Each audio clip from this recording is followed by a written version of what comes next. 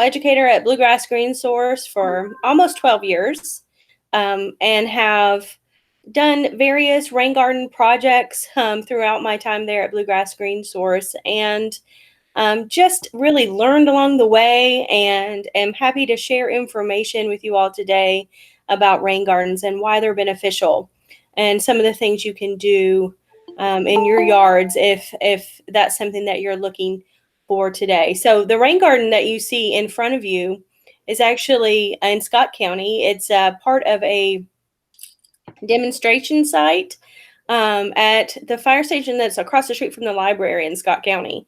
It was a CDP engineered project. So if you kind of look behind the goldenrod there, you see little pavers. And so there's a kiosk even behind that talks about the project. But it's all about how to deal with stormwater. So there's the rain gardens. There's actually 9 rain gardens on this location.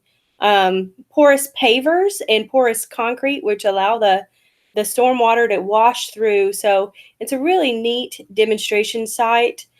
This rain garden here is pretty young. I think this may be in its 2nd year, and it does not look like that anymore. And so that's something to keep in mind as we get further into the presentation, that, this is a pretty young looking array of plants, and they get big and have to be kind of thinned out as they approach maturity after about 3 years. So we're going to go ahead and go through our slides. So we'll have the questions listed at the end. And I think we're going to take 10 to 15 minutes, 5 to 15, however many questions there are, to go through any questions you have.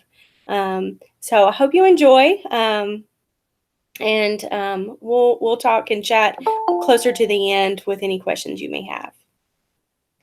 So our mission at Bluegrass Green Source is really just to support the building of rain gardens in central Kentucky.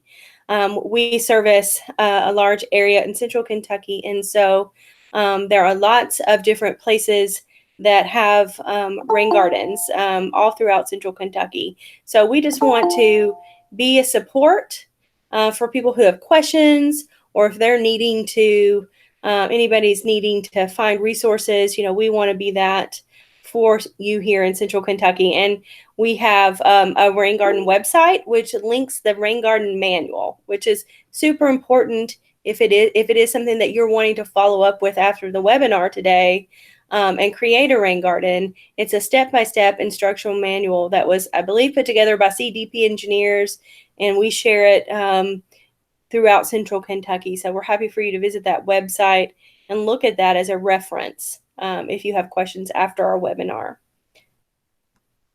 So why rain gardens? So we're going to talk a little bit about some of the environmental benefits to rain gardens before we really get into how to do a rain garden. And rain gardens are really important because they can serve as a barrier from our stormwater to our watershed. And so this is an image of a watershed. So we all live in a watershed because a watershed is a land area. So first you have to kind of think about the land and what that land is being used for. And so as the water washes across, as it rains on our landscape, so water is going to wash into one of these watersheds, which are our creeks and streams here in central Kentucky. So that can be from our roofs, it can be from the sidewalk or the road or a parking lot, or our yards. And so as that water flows, it's flowing somewhere, and it's flowing into the closest water body, which is our watershed.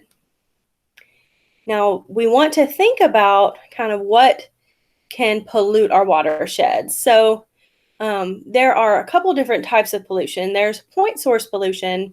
This type is the type that may come off of a factory or the wastewater treatment plant. It's going to be regulated.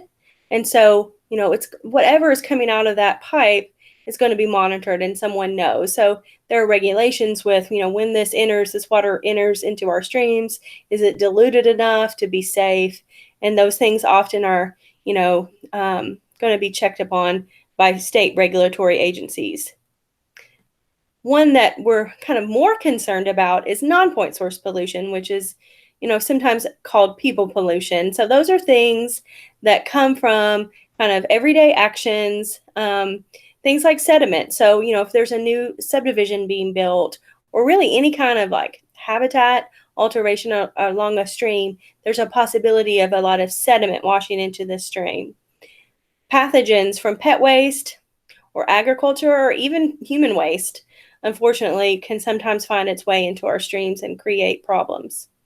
Again, those habitat alterations along a stream bank can be detrimental into the water as far as sediment and then lack of stability of our streams.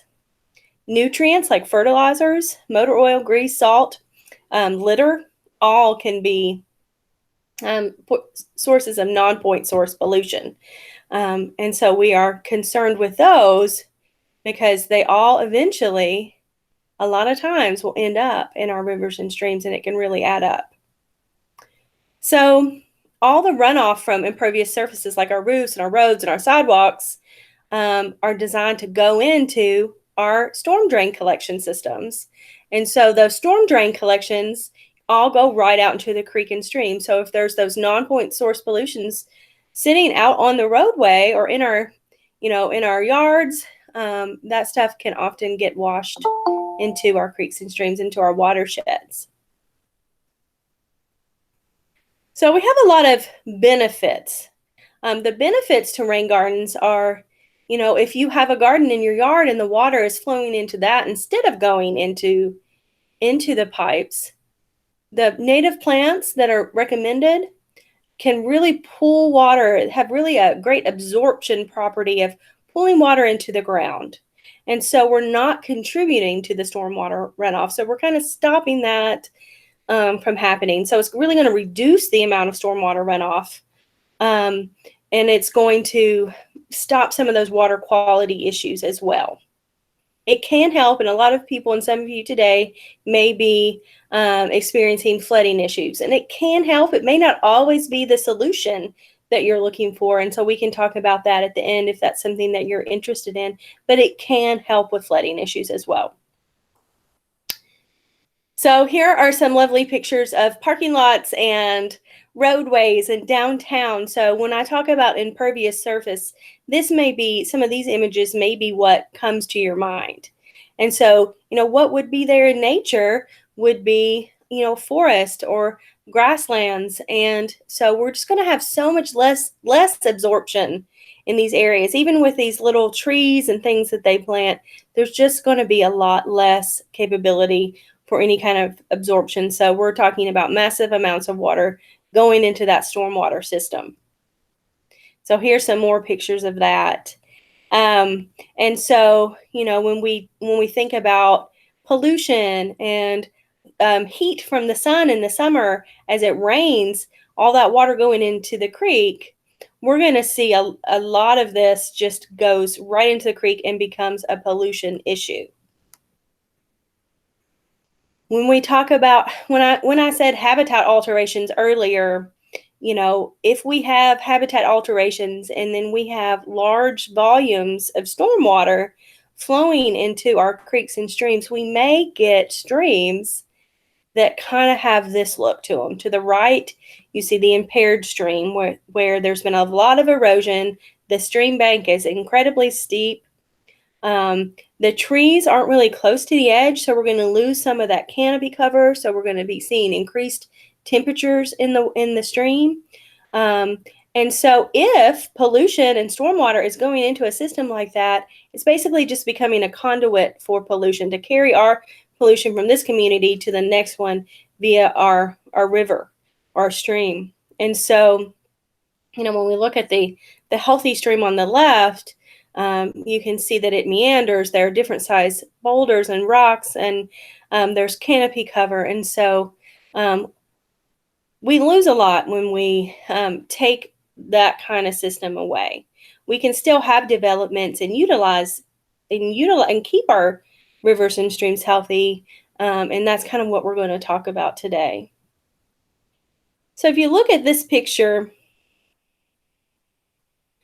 as we get into more urban areas away from our maybe forest, or as we come in away from agriculture even and get into like a downtown, typically the more degraded the water is because we have more of these stormwater pollution related issues.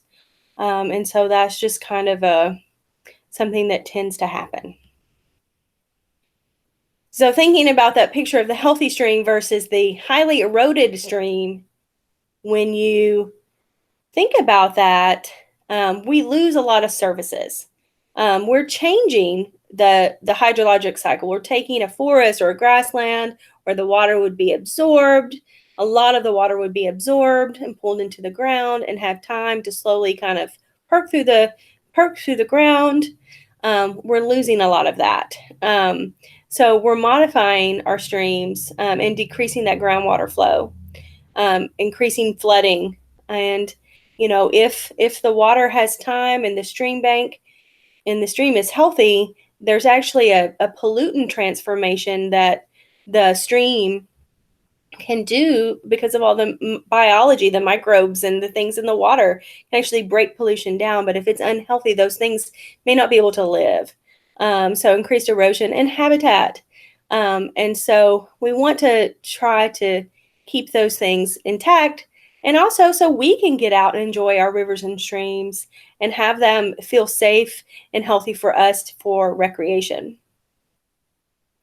So we're going to talk about some different ways to minimize all the problems that stormwater pollution can cause by talking about some of these BMPs, or best management practices.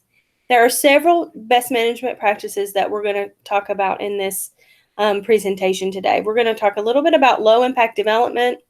We're going to talk about rain gardens, and briefly just a little bit about rain barrels, and I'll probably kind of throw that in at the end. Julia, do we have any questions yet? I think this might actually be a good place to. No, we haven't had any questions yet. Okay. If anybody does have any questions for this first part of Kara's presentation, still feel free to put them in the comment box and we'll get to them at the end. Okay, thank you. So all those problems that I just talked about, when we talk about low impact development, we're going to be able to address a lot of those problems because the goal is to maximize the infiltration of precipitation as close to where it would normally hit the ground. So we're going to kind of stop it or slow it down from going into the stormwater system by using natural processes. So we can prevent some of that contamination, put water back in the ground, stop the volume from flowing down the road, minimize the stream bank erosion, and eliminate some of the need for excessive amounts of curbing and piping and storm drains, etc. So this image just kind of shows a house, and you can see over to the right that the gutter comes out into the driveway. And so this is typical in conventional development. We want to get the water away from the home. We want to get the water off of the road so that our foundations are safe. We as drivers are safe. It's very practical. It makes sense.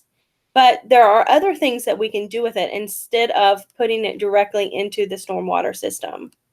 So this is just a picture I found that shows how we could utilize landscaping around our houses and route that water to our landscaping. So it's just more of a kind of a functional design. If we can take our storm drains from our roofs and route it into some of these landscape features around the home, we're going to slow that water down. We're going to allow it to water our plants and stop some of it becoming stormwater runoff. So now let's talk a little bit about rain gardens. Rain gardens are basically a garden that's planted in the path of stormwater. So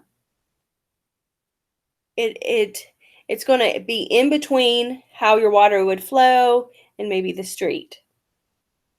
And you don't want it. So a lot of times I'll get asked, well, what if that water just stays there? And if water stays in your yard for more than a couple days, it probably wouldn't be suited for a rain garden. There may be wetland type situations that are going on in your yard, and you may want to kind of look at what you could do with that. A rain garden is a garden where the water will perk through the soil within 1 to 2 days. and native plants are often recommended. So this is a picture of a woman in Lexington's backyard, and it's just the corner part of her yard, which I really like. On our rain garden manual and a lot of rain gardens you see, they'll be kind of more in the center, but you can actually route a rain garden under the ground from the downspout by using um, underground piping that will allow the water to come out. So the rock at the front right hand bottom section of this picture, there's a pipe where the water comes out. And so this person was super creative in how they created kind of a little pathway there. And so you could put some pond liner under that little gravel. And really, her rain garden is just back by the tree. That's a bald cypress. And so it opens up and the ground kind of opens up around the cypress. There's a depression there, and the cypress is planted in the middle. So when it rains, the water can run through, creating a little stream in her yard, and all flow towards that cypress, which loves to have wet feet. And so it's a great tree for your rain garden. And all around the tree, we've got some native perennials and grasses, and I just think it's very attractive. So if there's an overspill from that pond liner, it's still going to be watering some of those grasses and some of the flowers. And so it's a very artistic way interpretation for rain garden. So I think that's a neat image to look at when you're kind of thinking about what could I do with my stormwater. But one of the things I think is really important, if you are considering this, but you haven't, really thought about where you would put one, is to really just kind of go outside after a rain or when it's raining and look around and watch how the water flows on your property. I think that's a super important aspect, is really kind of trying to gauge what would be appropriate where. And so watch it when it rains, watch under the downspouts. Rain gardens are not recommended super close to the house because you don't want to pull water back into your foundation. So a good rule of thumb is 10 feet away from your building, and you want to try to avoid canopies. I have seen exceptions to these rules work, but these are good rules of thumb to just kind of make things easier for you possibly later. This is just an image of the downspout, how the downspout would flow. You just want to keep it, really practical. Put it in the path of the downhill direction from your downspout before it gets to the road. So you just kind of want to keep that practical, and that kind of shows you about the sizing that you would need. I think there are 2 downspouts in this image.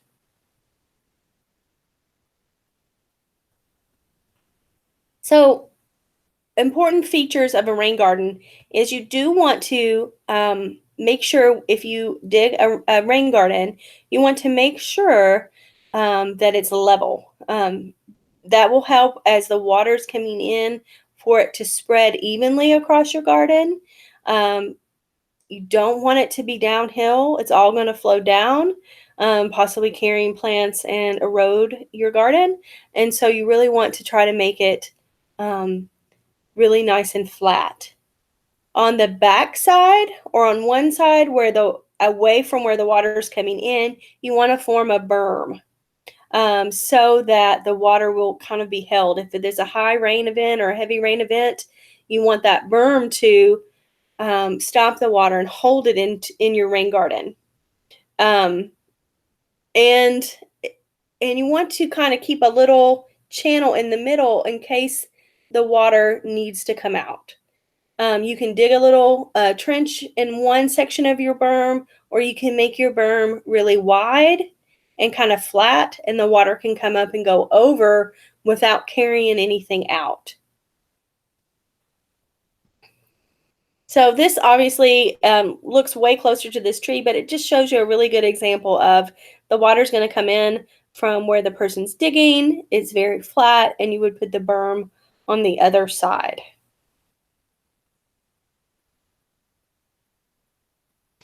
So it's always important whenever you're planting anything in your yard, to think about utilities. And so calling 811 before you dig, because if you dig in your yard and you dig anything up that you're responsible for. So you want to call 811, make sure you know where those things are. If you do plant trees, you also want to make sure you're not planting them under a utility line, because those can cause problems and they may end up cutting them down. So just make sure you're safe there. Have it marked. I think they guarantee 2 weeks after they come and mark it for you. And so that's really important to think about before you start digging.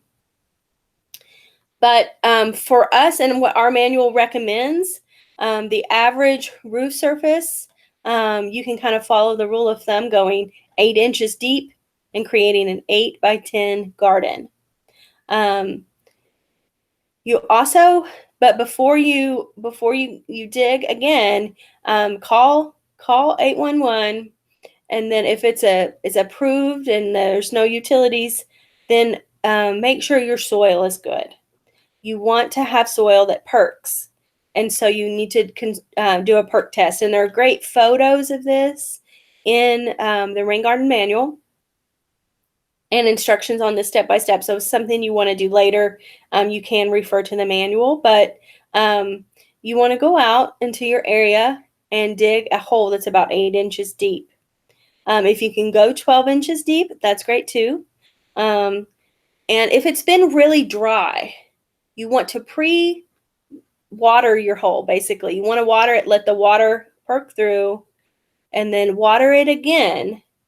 And then you want to watch to see how fast the water will percolate through the soil.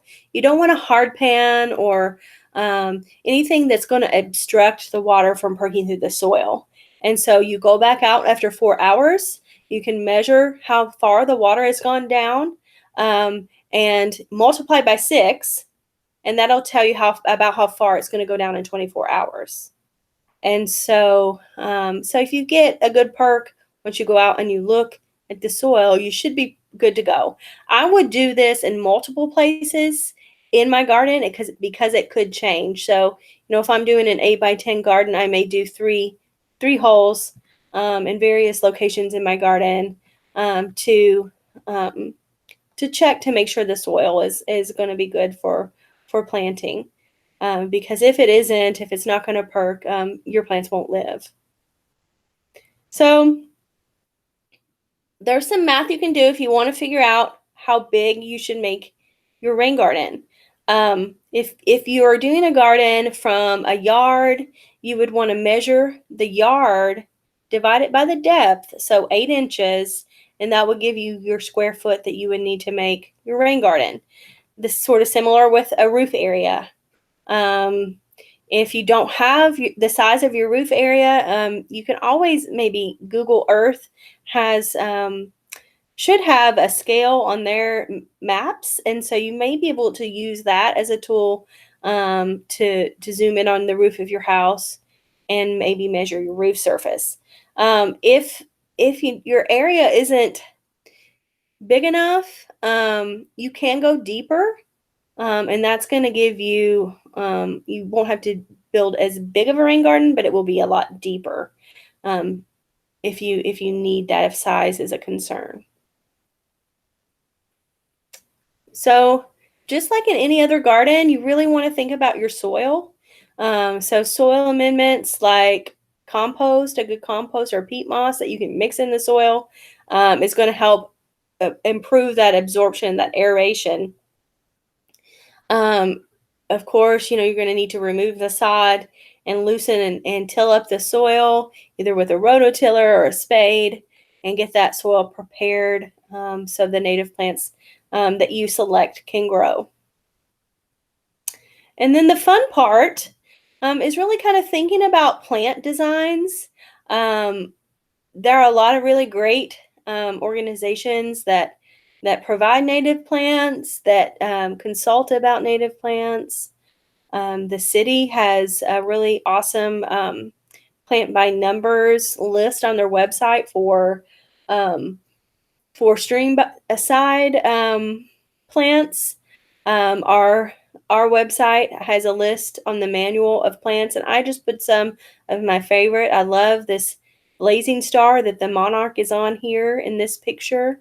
It's just a really great one to have as monarchs are coming through. I believe it's the spiked blazing star. That variety is the one that's usually a late fall when the monarchs are coming back and going back south.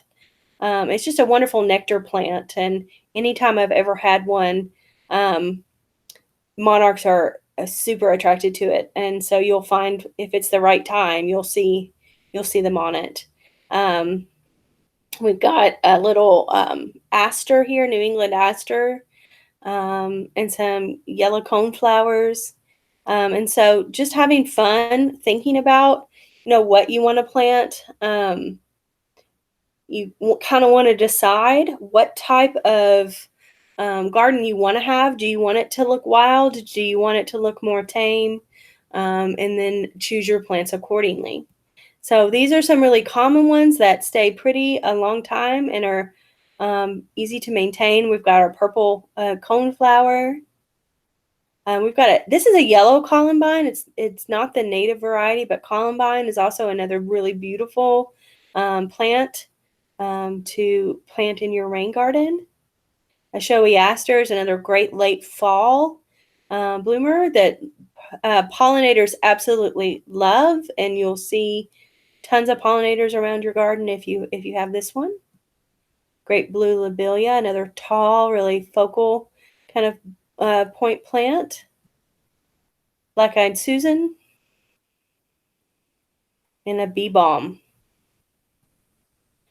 So native plants have been adapted to our climate and soils for a long, long time. Their root systems, and I'm going to show you a picture in a minute, are super deep and great at pulling water into the soil. Because they're so adapted, you do need to water your plants. You do need to tend to your gardens, but you don't have to baby them like some non-native ornamental plants. So they're great because they are used to being here. But you want your yard to look nice. You want your rain garden to look nice in times when it is really dry. You might want to go out and water it if you want it to survive, but they are very hardy to the conditions and the temperatures and things we have here. This is the image I was talking about, and I just think that this is amazing when you think about, well, I have a bunch of grass out in my yard. Isn't that going to help with absorption? And it does in some point, but when you look at the little fescue turf grass root length, compared to some of the others, it's amazing to see how deep and complex these root systems get. And so, that's what's underground, keeping that perennial alive through the winter and pulling the water and filtering pollution along the way. So they're really great to have in our landscapes. One of the other things I think is so great about native plants is then we're going to have all these wonderful creatures that can find habitat in our yards. We're going to be building wildlife corridors throughout central Kentucky so things can survive and find food if they're migrating and just have a good home here. And so it makes your yard more interesting when you can not only look out and see pretty flowers, but you can see some of the wildlife coming to visit your yard. So, I think that's something that, if we're going to spend money and take time to go out and work in our yard, then why not try to make it beautiful with things that can sustain life around us. So these are just some of the benefits. I want to promote the Monarch Way Station, and if you haven't heard about that or learned about those, it's all about preserving the monarchs and planting milkweed. The monarchwatch.org/way station is their website. It's a really great one. It kind of lays out how to become a way station, but milkweed is the only plant that it'll lay its eggs on, and the caterpillars eat before they metamorphosize into a butterfly. And so it's really kind of a neat thing to see in your own yard. I know I planted some swamp milkweed last year, and my daughter and I got to see monarchs laying their eggs and the caterpillars, and it was just a magical kind of experience to observe and know that they're going on this journey. And so I think that that's something that, when we do plant these wildlife corridors and these native plants, that we are helping sustain life. And so this is just a really neat project to support. And I wanted to make sure to say something about that as well. So the next couple slides, we're going to talk just a little bit about design, and you can kind of do that how you like. There are shrubs and bushes that are recommended on our site, that if you want it to be more formal, and you have, a uniformed look, maybe a little less maintenance, or a more natural. So even if you're going the more natural route, some of the best success I've seen when we talk about maintaining this garden later is making sure to plant large swaths of one thing. That will really help you remember what you have here. It's a better pop visually when you see a large swath of color here and there. And pollinators are actually more attracted to it. That's how they see. So it would actually help, if you have certain plants in one area. It just kind of a little tip that I've noticed along the way. And so you can do that with either style of garden, really, but it just helps kind of with the overall maintenance and look to what you're trying to achieve. And then bring in elements of art. And so one of the things I really love to see when we're talking about the downspouts, and I need to add a slide to this, I'm realizing now, is stair stepping rocks, large stones underneath downspouts, creating those meandering paths with pebbles into a garden. I think that's such a pretty look. But taking time to consider the shape, how it flows through your yard. The little bottom picture, there's a rain chain there hanging from a tree, and there's a bench in the background. So kind of considering how can I enjoy this as well. And so, remember to consider planting things that are going to be in bloom, different times of the year, I think is really important. So really kind of drawing out your garden first, I think, is a really important step to bring all of these pieces together. This is a little garden. Not a little garden. This is a garden that a friend of mine who works at EcoGrow did, and they actually have Coca-Cola actually has multiple rain gardens in their front lawn. This was the first one he did, and I've had it on my presentation for a long time, but because it's so neat, and it really thinks about who it's designed for, which is Coke, and so it's in the shape of a Coke bottle. And one of the things when you have a rain garden this large and you have a maintenance crew and it's probably taking care of grounds in multiple places, I love the adding of brick around the outside. That's going to really help you say the grass starts here and ends here. And so that's another maintenance technique. I think that's really nice looking. And you see the densely packed grasses around the edge as well. And so that's also going to create that border with the other plants being in the middle. So in this rain garden, it is so large, it's not completely flat.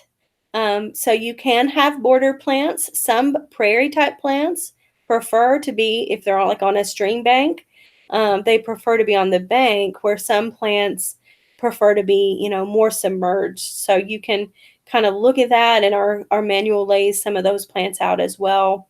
And garden center should have that information if that's something that you're wanting to do in your garden. So I'm actually kind of ending a little early. I guess I usually stop and talk to people throughout my presentation, but this is my information. Um, I'm Kara Sales, and so my email is here, kara@bggreensource.org. We do have the website at greensource.org/rain gardens, rain-gardens, and then our phone number is here. So you're always welcome to call me. You can access my contact information via our website as well. If you have questions, again, check out the website because there is the manual there that you can kind of click through that gives you a step-by-step of everything pretty much that I just said. And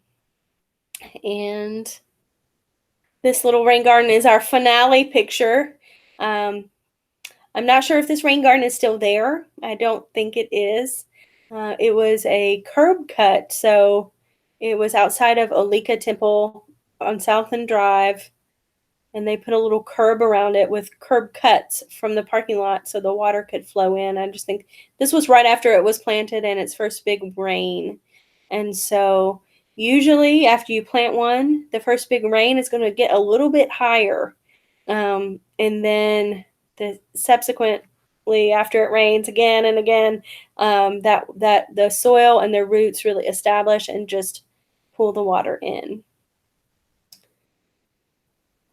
So are there any questions now?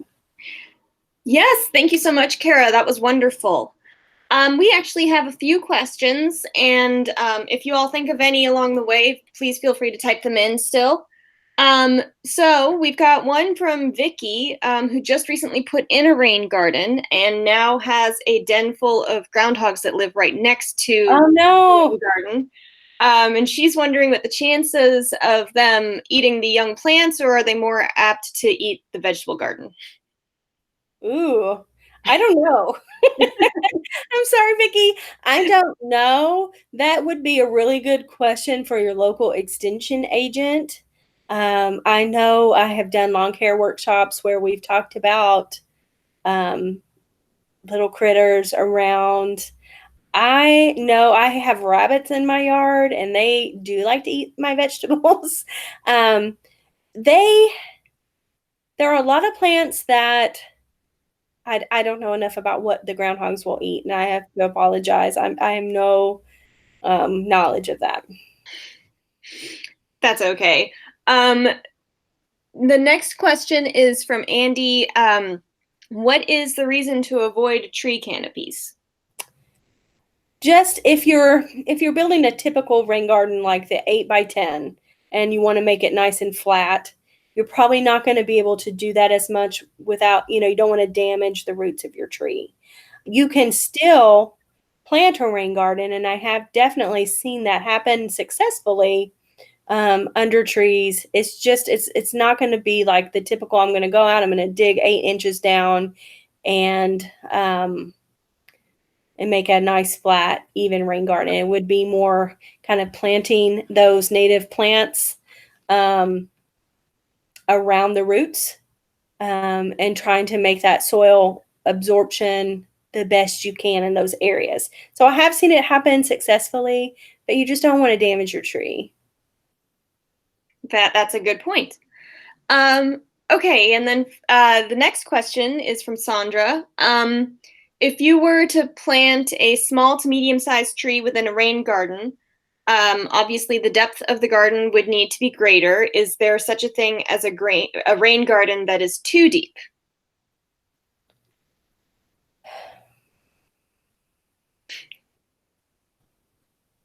I think that it depends on what you want in your yard. I have seen really deep swales in people's yard to deal with more volume, but typically you're only going to make it that much deeper for the volume of water. I don't think that you would need to do that for a tree. You do want to give your tree the spacing and the size of area it needs and dig that hole for it, but you can still put it in the middle of a shallow planted rain garden, a shallowly dug or an 8-inch deep dug rain garden. You may need to make it wider if your tree's going to get really big, but I don't think you really need to go much deeper. You know, you're not going to want a huge trench in your yard. And the only reason that you would need to make it deeper is to infiltrate lots and lots of water. And so if you don't have that issue, you don't need to do that. Okay, awesome. And then the next question, and it might be our final question unless somebody else has another question this afternoon. Do you recommend flowering plants that would come back year after year? Is there any reason why an annual type of flower would not be wise?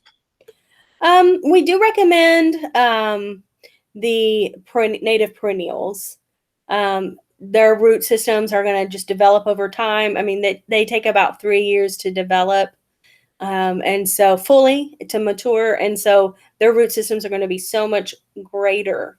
But if you have annuals that you want to plant in amongst your native perennials, I think that is definitely fine.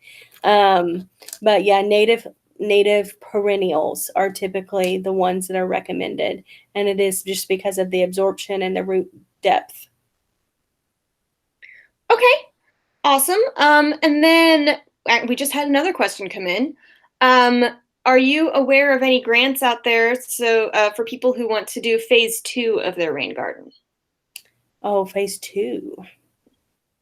I was going to say the only grant currently that I'm aware of, and I just looked this up today, is June 5th. The city's stormwater infrastructure grants are going to be due on June 5th. And so that's an extended deadline. But you would have to do something with your community, I believe, for that one. But it is on their website, so lexingtonky.gov. And that's the only one I'm currently aware of. Sometimes Kentucky American Water gives out grants, but I'm not sure if it's for homeowners for this specific purpose.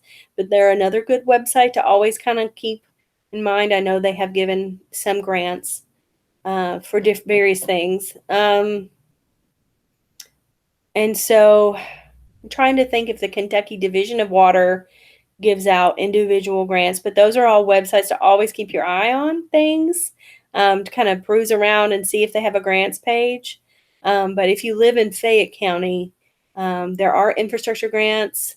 I have seen rain garden grants awarded to communities where even homeowners receive grants for, building 5 rain gardens in the neighborhood if there's flooding issues in that neighborhood.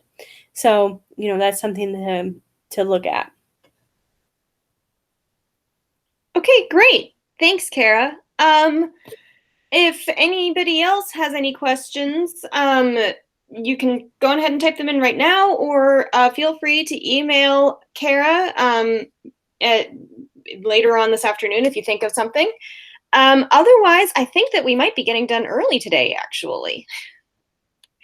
So yeah, thank you all so much for joining us. It's been a real pleasure to have you all. We're really glad that we could share some information about rain gardens with everybody today. And next week, don't forget, we have another one next week, the 21st, 3 to 4 p.m., we will be talking about sustainable lawn care. So I hope to see you all then, and you all have a great rest of your day. Thank you so much. Thank you, everyone.